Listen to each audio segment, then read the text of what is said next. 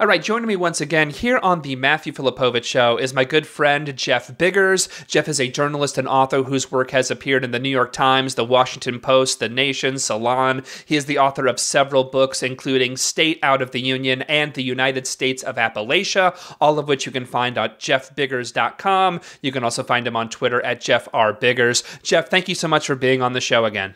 Wonderful to be back. Thanks for having me.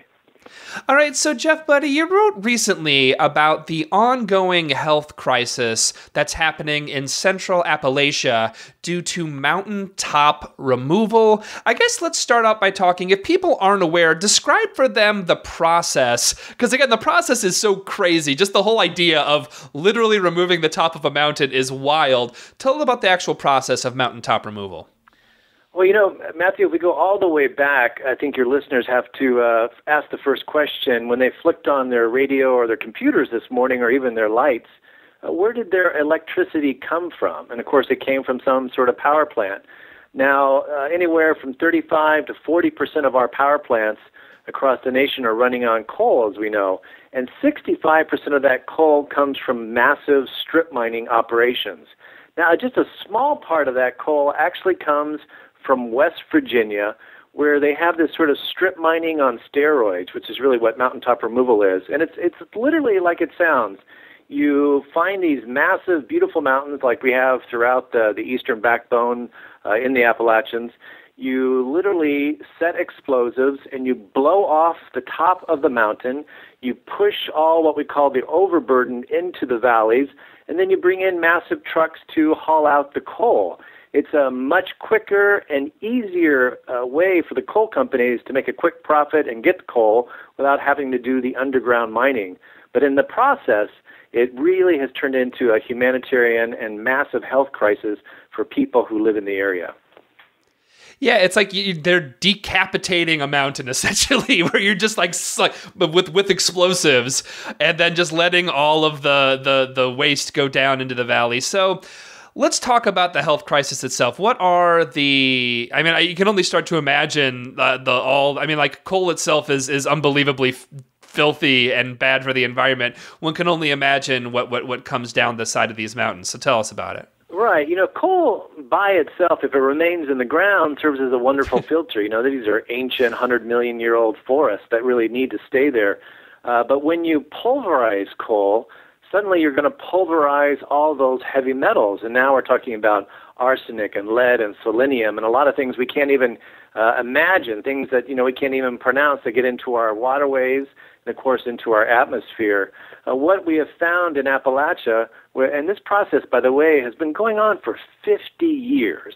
It's not a new operation. We really started the massive strip minings operations in the 1970s.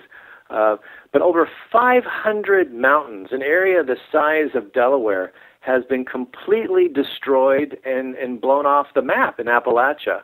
And in the process, you have all these heavy metals going into the watersheds, going into the wells, going into the atmosphere, and literally landing on the porches and the roofs and the cars and the gardens of the residents in these areas of central Appalachia. The end result has been, in the past few years, they've done several health surveys and health studies. In fact, 22 papers have been published in peer-review health and medical journals. And they've really come to the conclusion that you're having these astronomically higher rates of cancer and birth defects and pulmonary problems in areas where you have these mountaintop removal operations. So, there clearly is a corollary link, a link that really shows that you're having an incredible cancer corridor and birth defect corridor where we have these mountaintop removal operations. So it's no longer an environmental issue. We're really talking about a human rights and a health crisis for these people. Again, I'm talking to journalist and author Jeff Biggers. You can find him at jeffbiggers.com and on Twitter at JeffRBiggers.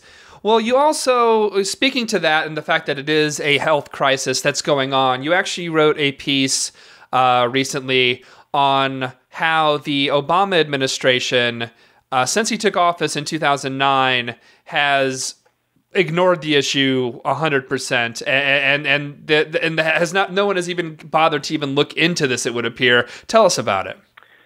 Well, in 2009, the Obama administration, in fact, started a series of memorandums that there, in fact, was an adverse impact from mountaintop removal and something needed to be done. The EPA, to give them some credit, attempted to, invoke their right under the Clean Water Act to clamp down on mountaintop removal operations. A lot of that was basically put into the courts, and a lot of the regulatory efforts were just slowed down.